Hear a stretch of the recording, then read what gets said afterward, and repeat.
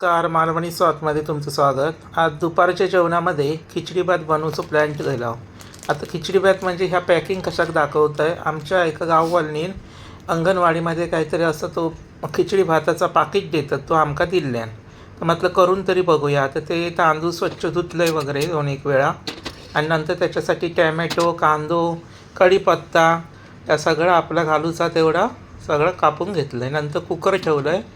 कुकरमध्ये तेल टाकलं. तेल गरम झाल्याच्या नंतर जिरा आणि राईची फोडणी देऊया. ती झाल्याच्यानंतर कढीपत्ता चांगलं तेलामध्ये तडतडेपर्यंत ढवळून घेतलं. नंतर उभं कापलेलं मी कांदो उभंच कापलं आहे. तुमका होता याच्यापेक्षा बारीक कापा, तुमच्यावर आता. आणि चांगलं असं ढवळून घेतलं तेलामध्ये. कांदो असो लालूच हो कयो मस्तपैकी. हे बघा चांगला दररोज डाळ भात खाऊन कंटाळलं. म्हटलं आज दुपारी खिचडी भात करूया आणि त्याच्यासोबत पापड आणि लोणचा मस्तपैकी बेत होतो. आता कांदो जास्त लगेच हे होण्यासाठी त्यात एकदाच मीठ टाकलं आहे. परत टाकणार होतं आहे ना, तर एकदाच आता मी टाकून घेतलं आहे पूर्ण भातासाठी. आणि मग तो एक टॅमॅटो तो पण चांगलं त्याच्यामध्ये तेलामध्ये फिरून घेतलं आहे. आता मीठ असल्यामुळे तो टॅमॅटो चांगलं गरम होतो. तसं काय कुकरलाच लावचा तशीच त्याला लगेच.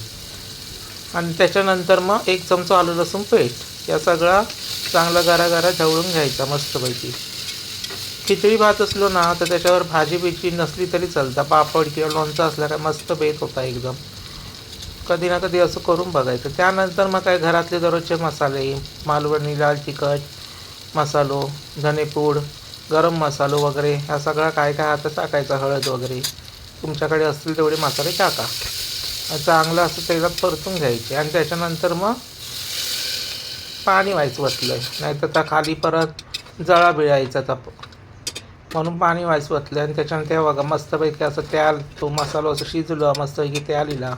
आता ते धुतलेले तांदूळ होते ते मस्तपैकी असे त्यात टाकायचे आणि चांगले असे एकजीव करून घ्यायचे मस्तपैकी. जो भात ना होतलो मस्त. मी ह्याच्यात वाटाणे वगैरे काही टाकलेले नाही आहे.